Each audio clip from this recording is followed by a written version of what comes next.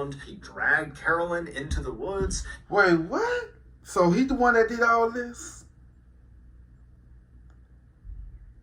Thinking it was somebody else?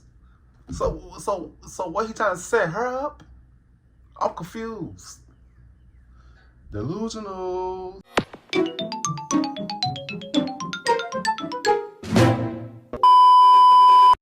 Yo, what's good? What's going on, YouTube? It's your boy Q1CB. I'm back with another motherfucking reaction video.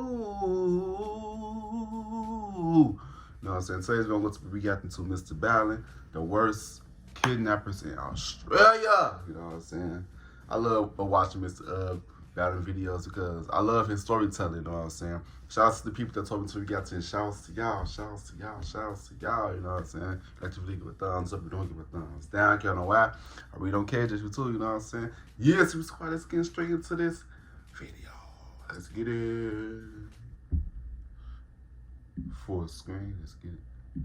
In 2008, a young man was driving along a dirt road in a forest when he spotted up ahead this large, strange-looking animal that he didn't recognize that appeared to be dead on the side of the road. And so, curious what it was, he drove past the dead animal and he stopped his car and he got out and began walking back up the road towards the animal to see what it was. And when he got right on top of it, he crouched down to get a better look, and as he did, he heard the sound of something moving behind him. And then before he could turn around, everything went black.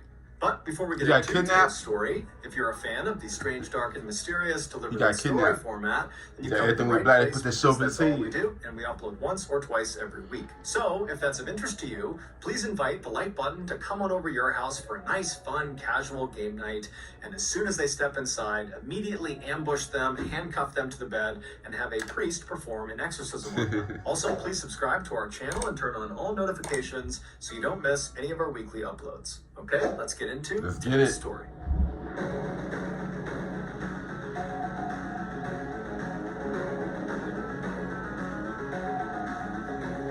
Roadkill.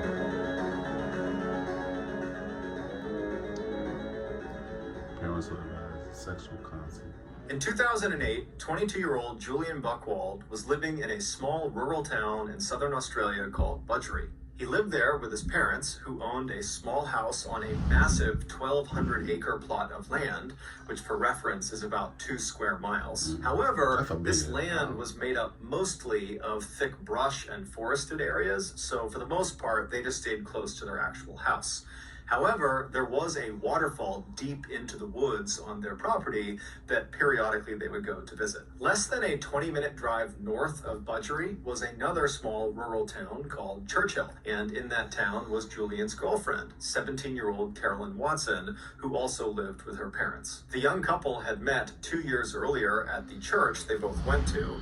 They were both very devout Christians, and their plan was to get married the next year when Carolyn turned 18 and was done with her studies. On Tuesday, March 4th of that year, Julian and Carolyn decided to go out and have a picnic lunch at the waterfall on Julian's family's property. So early that afternoon, Julian left his house, he hopped in the family car, he drove north to Churchill, he picked up Carolyn, and then he drove her back to his family's property, where he turned onto a dirt road that would take them into the forest to the waterfall. At some point along this short, bumpy road through the forest, Julian was looking out ahead of the car when he spotted what looked like roadkill on the side of the road. And this roadkill, it looked bigger than he was used to seeing in this. I got my predictions to make. So, if the kidnappers use roadkill, so-called roadkill, to set up their victims and kidnap them, that's my prediction of this one. You know what I'm saying? That's about the video. Area. And so he stared at it as the car kind of rolled past it, and right after they had driven past the roadkill, he turned to Carolyn and said, you know, hey, there's some really weird roadkill on the side of the road right over there. And so Carolyn, who really didn't care, she kind of slowly looked up and turned around and looked, but she didn't see it. And then after that, the two of them did not discuss the roadkill any further. And so Julian just continued to drive along this dirt road until the road kind of opened up into this big clearing, and in the middle of this clearing, which which was basically this field, there was a small pond with a 10-foot-high waterfall feeding into it. This was the waterfall. And so Julian parked the car right at the end of the dirt road, right on the edge of this clearing, and he and Carolyn got out. They went around to the back of the car, they got their picnic supplies out of the trunk, and they set up their picnic lunch right on the edge of this pond, looking up at this waterfall. And they were there. I know that shit peaceful as fuck, having picnic with your so-called love of your life, because your first girlfriend is not your love of your life. Probably be at the moment, but yeah, I know that's so peaceful. Y'all talking, having conversations in the wilderness around nature.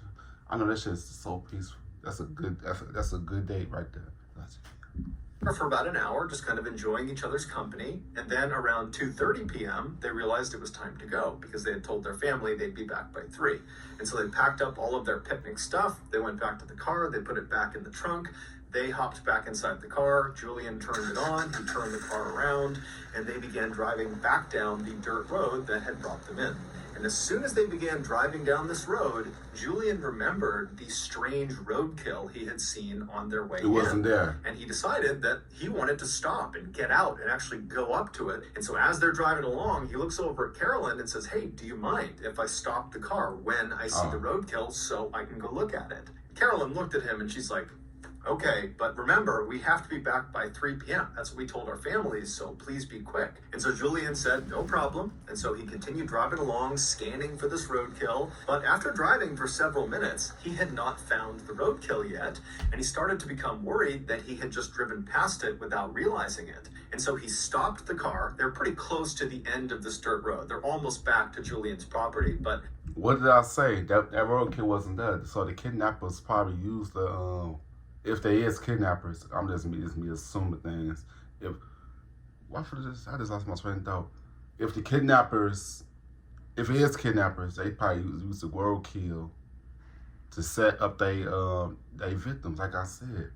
So how all of a sudden the roadkill not there anymore? Watch this video. He stops the car right in the middle of this dirt road, and he turns to Carolyn and says, "Hey, I think I drove past it. Do you mind if I just hop out and run back?" And so Carolyn was totally annoyed that this roadkill viewing was really becoming quite involved.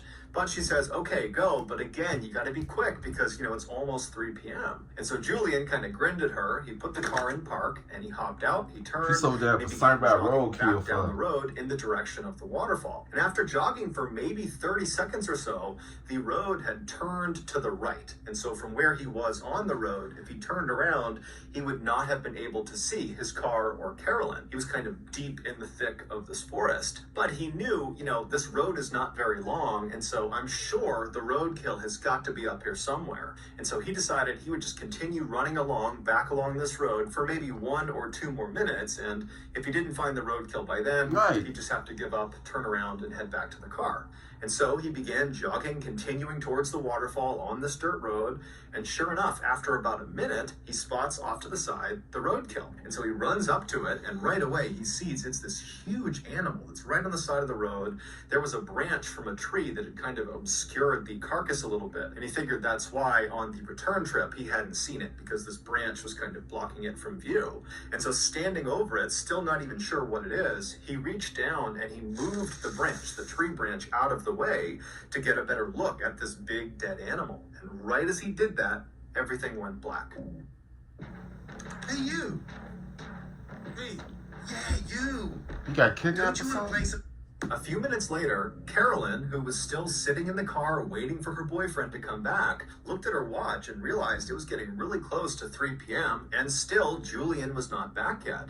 And so feeling kind of annoyed with him, she sat up in her seat and turned around and looked out the rear window of the car, expecting to see Julian come bounding down the road toward her. But when she looked out the back window, all she saw was this dirt road that kind of bent off to the right out of view and thick trees everywhere. Her boyfriend is nowhere to be seen. Annoyed, she turned back around and sat facing forward again, but began periodically looking in the side view mirror, expecting Julian to pop up at any moment. But after several several more minutes went by, and still Julian had not come back yet. Yeah, Her kidnapped. annoyance turned into concern.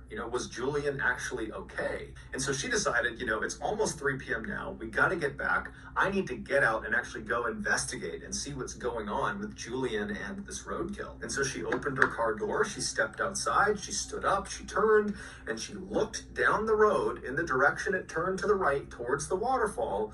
And she froze because there was something standing right in the middle of the road that her brain simply couldn't process. She wanted to turn and run. She wanted to scream for help, but she couldn't. She was just frozen with fear, staring at this thing in the middle of the road. And then seconds later, this thing that she saw in the road began moving toward her. Around 3:30 p.m. that day, Julian's mother, who was at the house, realized her son had still not come back from his picnic. And this was very unlike him. He was extremely punctual. And so she stepped out onto the front porch to wait for him. But after waiting on the front porch for 30 minutes and him not showing up again, she got really concerned. And so she left the porch and went down onto their driveway, and their driveway extended right up to the main road that ran along the front of the house. And when she reached the top of her driveway, she just turned and watched down the main road, waiting for her son to come back. Because in order to get to the waterfall, you had to get on this main road and then turn onto that dirt road that was a little ways down this main road. And so she's just standing there looking down the road. So if he would just mind his damn business, he would he wouldn't be in no type of trouble, bro. Just mind your business, bro. Sometimes you just gotta don't be too nosy, cause that shit, you never know what the fuck that shit could lead you, bro. For real. Watch the video. Waiting for her son, but he's still not coming out of that dirt road. And as she's looking in this direction, she happens to glance along the chain link fence that ran along the front of her property. And she noticed there was a plastic bottle that had been jammed through one of the chain links. And so she decided she would just go over and see what it was, because it didn't make any sense that there would be a bottle in her fence. And so she walks over, she pulls the bottle out of the fence, and she realizes there is a tightly rolled piece of paper that's inside of the bottle. And so she unscrews the cap, she turns the bottle over, and she pours this little piece of paper out. She unfurls the piece of paper and sees there's writing on it. And as she's reading it, her heart starts to race and she covers her mouth. This note was clearly intended for her to read, or someone in the family to read that day, because it was about what happened to Julian and Carolyn that day. The note, which was covered in all these strange satanic symbols and was barely understandable because the grammar and spelling was so terrible, it generally communicated that Julian and Carolyn, who they called the boy and the girl, had been kidnapped. And so long as the family did not contact police, they, the boy and the girl, Julian and Carolyn, would be returned. It didn't really specify what they were going to do to them, and there was no ransom. It basically just said, you better not tell police or else. Well, Julian's mother was terrified. She had no idea what to do, and despite this threat of some sort of harm to her children, to her family, if she went to police, she still called the police. And so the police, they came out to her property, they inspected the note, and right away, they noticed at the bottom of the note, it was signed with the initials O-N-A. And so those initials, combined with these strange satanic symbols all over it, led police to discover who O-N-A was. O-N-A was a cult. It was the Order of Nine Angles. And that's why I said like it's some type of like secret society, satanic cult or some shit like that. That's how I was just thinking this shit, bro. I was just thinking. I know he got kidnapped and shit, bro. I know he got kidnapped, bro. Okay, say he went black. I know it, bro. I know it. All because this damn roadkill. That's why I did that, and then I say that somebody set them up with that roadkill that's to kidnap them. I said that shit, bro. I said it. They used that roadkill to lure their victims in and get them, bro. It's crazy. I said that shit right before I react to it. So my hypothesis is right. Yeah, that's why I did the video. They are a self-professed satanic cult that operates primarily in Europe, but also has chapters in the United States, in Canada, in Russia, and also in Australia. This cult believes that Christians are the enemy of the world, and they need to be destroyed in order to institute a militaristic new world order they called the Imperium. That shit happened right now. If that wasn't frightening enough, this cult openly advocates for and apparently practices human sacrifice. They have come out and said like the people Illuminati. they kill in these sacrifices are people they consider lesser thans, basically the bad people of society. And if you are an ONA cult member, then who better to sacrifice than Julian and Carolyn, two devout Christians, and so two clear enemies of the ONA. Now, at first, when the police saw this note and kind of put this together, they're thinking, this has got to be a prank. I mean, Carolyn and Julian have only been gone for a couple of hours at this point, and all we have is this note in a bottle stuck into the fence. This does not seem like some huge conspiracy of a cult coming in here and snatching That's the Baphomet right there. there. That's the Baphomet. The half man, half goat. That's the Baphomet. If y'all don't know, the Baphomet is like, it's like, he like the devil. You know what I'm saying? This shit crazy, bro. This shit is crazy, bro. Very, man, oh. I don't want to talk too much about it, but human sacrifice. But when Carolyn's parents Babylon, found out about this note, how they were still missing, the Babylon. they told the police 10 days ago, we received a letter in the mail that had strange satanic symbols all over it, and it really didn't make any sense. It basically was threatening them not to go to police, but 10 days ago, they had no reason to go to police, and so they just didn't really understand why they received this message or who had sent it, and so they had just kind of dismissed it and not told anyone. But now, with these two notes looking nearly identical, it seemed fairly obvious that whether it was the ONA or some other person or group, whoever was behind the kidnapping of Julian and Carolyn had clearly been watching both of their properties prior to the attack, which meant this was likely a more sophisticated kidnapping than it seemed. So that evening, the police launched this huge air and land search all over Julian's family's property, but despite looking everywhere, they found no sign of the young couple. There was just nothing. And over the next few days, when still there was just no sign of Julian or Carolyn, and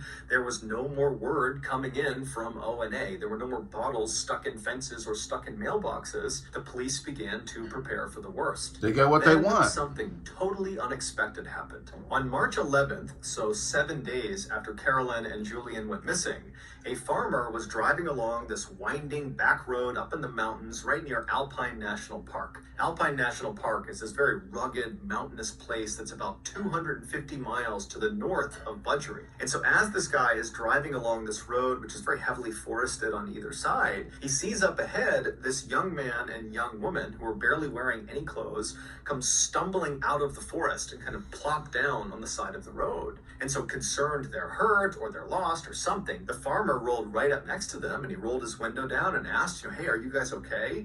And they got up and they kind of stumbled their way over to the car and they introduced themselves as Carolyn and Julian, and they pleaded for his help. And so the farmer helped them into his car and he drove them to the hospital. It wasn't long before the police in Budgery learned that Carolyn and Julian had been found and they were alive. And so very quickly they rushed up to that hospital near the national park. And when they got there, they spoke to doctors who would say, Carolyn and Julian are very traumatized. They're horribly sunburned. They're covered in bug bites. They got cuts and bruises all over them, but they're okay. They're going to survive. And so the police went into Julian and Carolyn's room. And at first, they just talked to them for a couple of minutes to really see that they were okay. And after feeling pretty confident that they were, they said, look, I don't mean to just jump right into the trauma you've just experienced, but we really need any information you can give us about what just happened. Who did this to you? Who brought you out here? Because if it's ONA and they're out in the Alpine National Park, we need to know about it, we need to get out there, and we need to stop them. And so Julian and Carolyn would both independently sit down and tell the police what happened to them. And so the following is the combined story of these two accounts that they gave police. But before we get into that, I want to tell you about today's sponsor, Current. Banking is one of the few industries that has yet to be modernized by technology. It's dominated by a bunch of old companies that would happily take you out on a nice seafood dinner and never call you again. But with Current, which is the future of money management, everybody you get getting that used to call back, sponsorships of and Current. they'll even give you directions to Bell's Canyon. Because Current was built from the ground up with you in mind. They want you to get your money faster, they want you to move your money faster, and they have the tools to help you spend and save your money better than ever. With Current, there are a bunch of perks, but a few of them include getting your paycheck 2 days earlier, not getting charged overdraft fees up to $200, and there are no minimum balance fees. Also, Current's savings plan, just called Interest, comes with a whopping 4% APY, which in layman's terms means it will generate you 60 times the American national average. And if that wasn't incentive enough, Current and I are once again giving away $500 to 10 of you. All you gotta do is sign up using my code Ballen500. So go download Current today and use my code Ballen500 for a chance to win the money. Okay, back to the story. Let's get it. And so again, here is the account that both Julian and Carolyn gave to police. 7 days earlier, when Julian had gotten out of the car and ran back down the road to that dead animal on the side of the road, and he had reached down to kind of get that branch out of the way to get a better look at this thing, he heard sudden movement behind him, and as he turned, he didn't have a chance to see what was behind him, but he felt something hard smash him in the back of the head, and it knocked him unconscious. When he woke up, he knew right away that a significant amount of time had passed, that he had been unconscious for what must have been several hours, because now it was dark out, and when he was struck, it was broad daylight, and he looked around him, and he had no idea where he was. He was in the middle of this forest, he had no clothes on, his wrists and his ankles were tied together, and he moved around, and he realized he had been tied to a tree that was right behind him. And so he's got no idea what's going on, he has no idea where he is, he's looking around, he doesn't see anyone, and then amazingly, when he looks down, right next to him, underneath some leaves, is a knife. And so he's thinking, how in the world is there a knife right next to me? This almost seems like it was placed to be here for me. But either way, he reaches down with his hands, he picks this knife up, and he's able to cut the restraints off of his ankles, and then he's able to cut the restraints off of his waist, and then he stands up. So what's the point of tying him up and put the knife right there?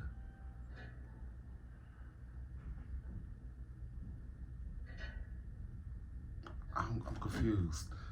Yeah, I can see why it's called the Royce Kidnappers. And he's able to kind of cut off the ones on his wrist, and then he's free. And so he takes this knife, and he has no idea where he's going, but he needs to get away. He doesn't know if whoever brought him here is going to come back. And so he just picks a direction, and he starts running. Shortly after Julian had been struck in the back of the head after looking at that dead animal carcass, Carolyn was still sitting in the car, and she was starting to get annoyed and kind of worried about Julian. And so she gets out of the car, she stands up, she turns, and she looks down the dirt road where it kind of bends off to the right. And standing in the road, maybe 10 feet away from her, is this man wearing all black. He's got a black balaclava over his face, and he's looking right at her. And so she's so scared, she just froze into the spot. And then this guy charges her, he tackles her to the ground, and then once she's on the ground, he rips all her clothes off, and then he binds her wrists, her ankles, he ties them together so she's hogtied, and then he puts a blindfold around her eyes. And so she's lying on the road, she can't move, she can't see anything, and she hears her attacker run off down the road. And then a couple of minutes later, she hears a car approaching, and it stops right near her. And then she hears the sound of a car door opening, someone walking up to her, and then they pick her up and they put her in the trunk of this car. They shut the trunk, and then the car kicks into gear and it starts driving away. And so for hours and hours, she lay in the trunk in this horrible position where the circulation to her wrists and to her ankles were cut off. And so she's getting shooting pain in her limbs, and it's totally uncomfortable. And then after several hours, the car eventually turns on to some really bumpy road, and then it comes to a stop.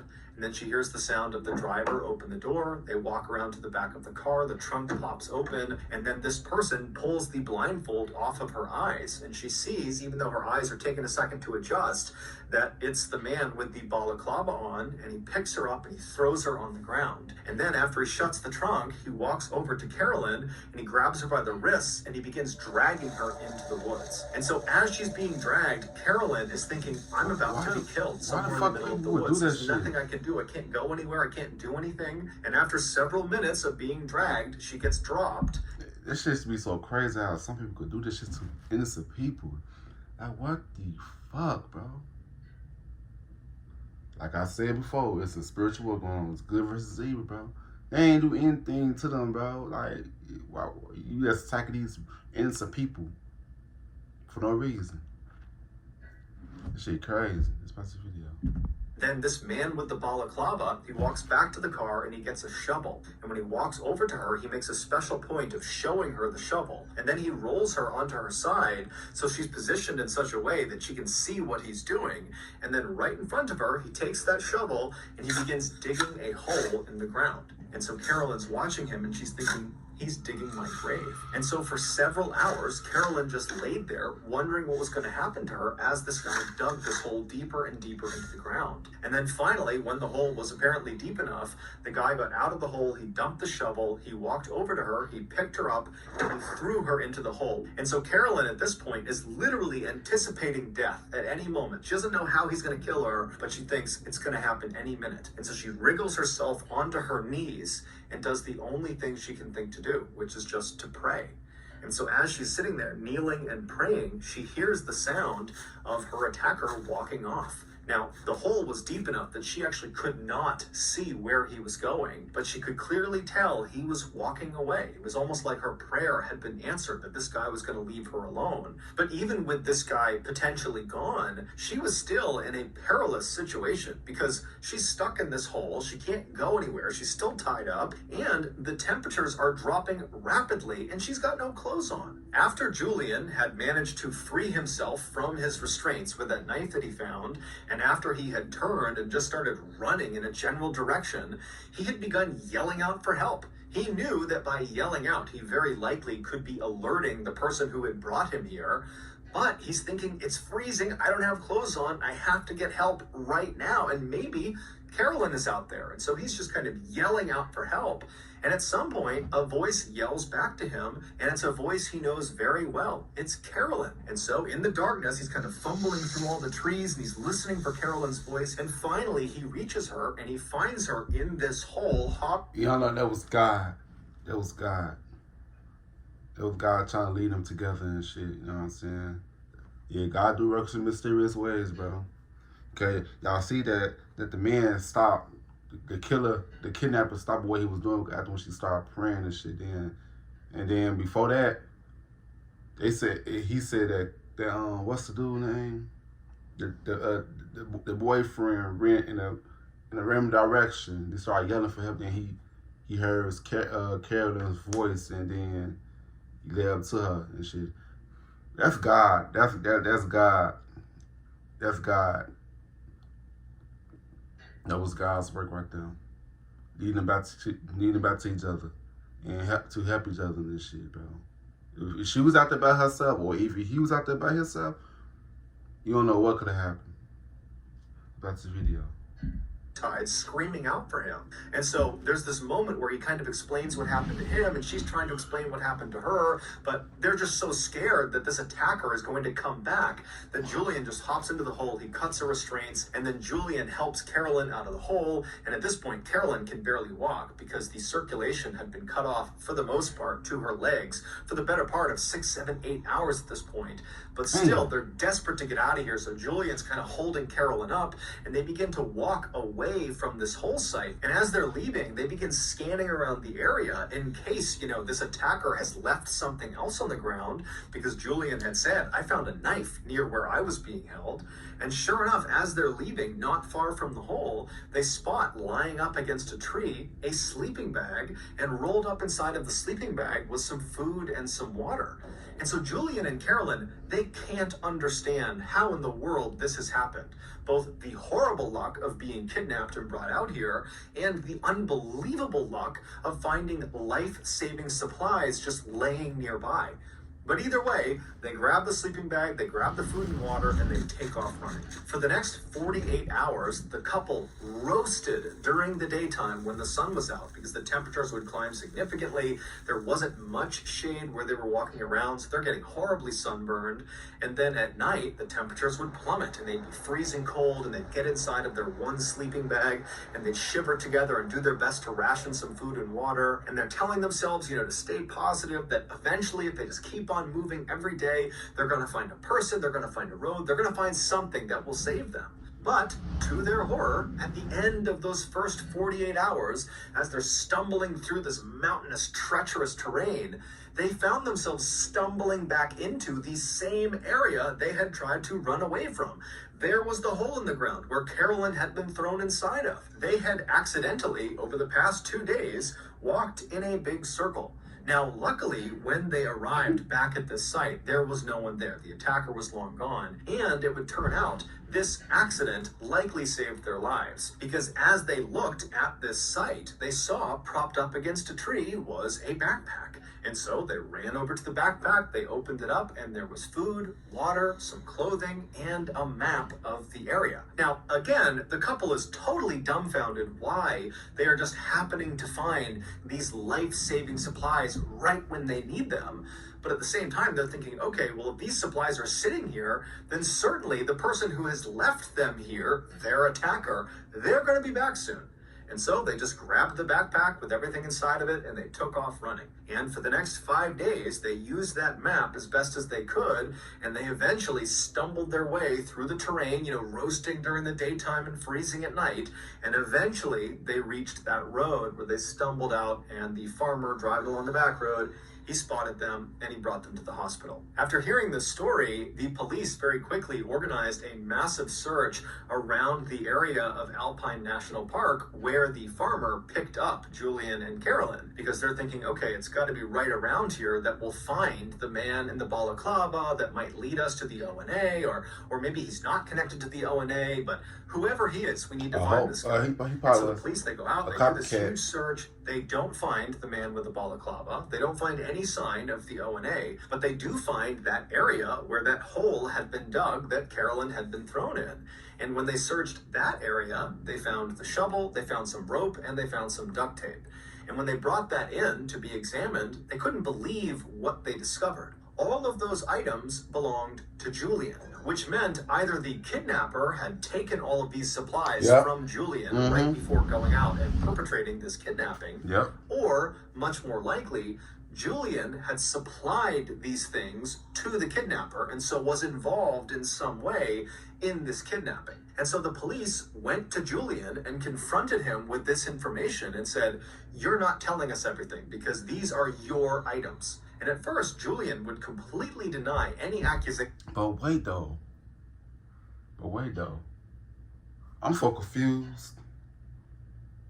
So, Julian was the one who set the kidnapping up? He got his turn back on him. So, I don't know. This shit is weird. What the fuck?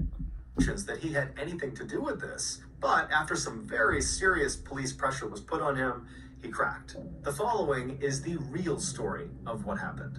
Back on March 4th, so the day that Julian and Carolyn went missing, Julian, after picking Carolyn up, they made it onto that dirt road that led into the forest towards the waterfall, and as they're driving along, Julian claimed to have seen some roadkill, some very strange roadkill on the side of the road. And so when Carolyn kind of turned around to look and didn't see it, Julian made it seem like, oh, well, we drove past it, that's why you didn't see it. But in reality, there was never any roadkill. That was completely made up. There was no roadkill. All Julian was doing was creating something that would allow him to then get out of the car at the end of their trip. And so they drive the rest of the way into the waterfall. They have their picnic. They turn around, they head back. And then again, Julian says, hey, Carolyn, do you mind if I, get out to look at the roadkill? And so she says yes. And then he acts like, oh, we must have driven past it, so I need to get out and run back if I want to go see it. So Carolyn, she's not thinking it's totally strange. She says, okay. And so he hops out and he runs his way. He goes around that curve in the road out of sight. There's no roadkill. Instead, he makes his way to a tree where days earlier he had stashed his all-black outfit, his black balaclava, and his knife, his shovel, his rope, his duct tape. It was all stashed in this spot that was going to be out of view of where Carolyn was. And so after getting all dressed up, he turned and began walking back towards Carolyn and his car. And when he turned the corner, he saw Carolyn was already standing outside of the car. And so he charged her, he tackled her to the ground, he ripped her clothes off, he hog-tied her, he threw her in his car, and then he got all of his supplies, he threw those in the car too, and he began driving away. And for 6 hours, he drove north all the way up to Alpine National Park, and then when he got there, he found a road that would kind of go off the trail a ways into the forest, at which point he opened the trunk, he pulled Carolyn out, he threw her on the ground, he dragged Carolyn into the woods. Wait, what? So he the one that did all this? Thinking it was somebody else? So what, he trying to set her up? I'm confused. Delusional. The rest of the video. And then with her blindfold off, he made sure to show her the shovel, and he began digging that hole to give her the impression that he was going to kill her and bury her. He really wanted her to be totally terrified. And then after he had dug this hole, he dumped her into the hole. And then when she couldn't see what he was doing because he's deep inside of this hole and she's all tied up, he ran away. And when he was far enough out of view, he took off all of his clothes and kind of stashed it near a tree. And then completely naked, besides his knife, which would be his alibi for how he had gotten free, he began moving back towards the site where he knew Carolyn was in this hole. And then after waiting a little bit, he began yelling out for help. He's funny as hell. So she yells back to him, "No, Julian, I'm over here." And so Julian goes to the sound of her voice. And then when he sees her, he pitches her this ridiculous story about how he was tied up over there, but he found this knife and he was able to cut himself free. And look, I'll cut you free. The attacker's going to come back soon. And so he helps her out of the hole. And oh, look, they left a sleeping bag and some food and water. Let's go. And so he grabs the supplies and they head off into the bush. Now, the whole time, over the course of these 7 days, Julian knew exactly where he was. And so when they accidentally went in a circle and arrived back at the site where the hole was and then found that backpack that had more food and more water and some more supplies, that was intentional. That was not an accident. He had left the backpack there, and so that's why they had doubled back. And then 5 days later, after scampering through the wilderness, they magically found the road. But again, Julian knew where the road was. He had intentionally stayed out for the days that I knew it was a plot twist. And so after Julian tells the police all this, they say to him, was Carolyn in on this? I mean, did she know this was going on? And he said no. The whole time she believed they were getting stalked by their attacker. And if they ever caught up to them, they would be killed. And so the police are like, okay, well, why did you do this? Right. Julian would say, he and Carolyn were both very committed to their faith, and they both believed in not having sex before marriage. But over time, Julian had gotten to the point where he just couldn't wait any longer to have sex with Carolyn, and they weren't scheduled to get married for another year. And he just did not think he could wait a full year before they could finally have intercourse. And so he had staged this entire kidnapping in order to hopefully coerce Carolyn into having sex with him. And so while he and Carolyn were out on the run in Alpine National Park for those 7 days and nights, they were not wearing any clothes or barely wearing any clothes. And at night, they only had that one sleeping bag that Julian had intentionally staged. Funny as He hell. knew they would have that one sleeping bag. And so they would climb into that bag at night because it's freezing cold out, and as they're laying there right on top of each other, he would say to Carolyn, "We need to have sex in order to produce enough heat that we don't freeze to death out here." But Carolyn, despite the circumstances, every time said No. And so after 7 days of trying to convince Carolyn that they had to have sex, it was a matter of life or death, and that if they just said their vows, that under the eyes of God, they would be considered married, and sex would be okay at that point. Weirdo. Despite all of his best efforts, fucking weirdo. every single time, Carolyn just continued to say, no. Do all that just to get some At the end of puss. those 7 days, Julian finally just gave up. And so that's when they magically made their way. So he did all of that just to get some pussy. He was that horny. He was that desperate.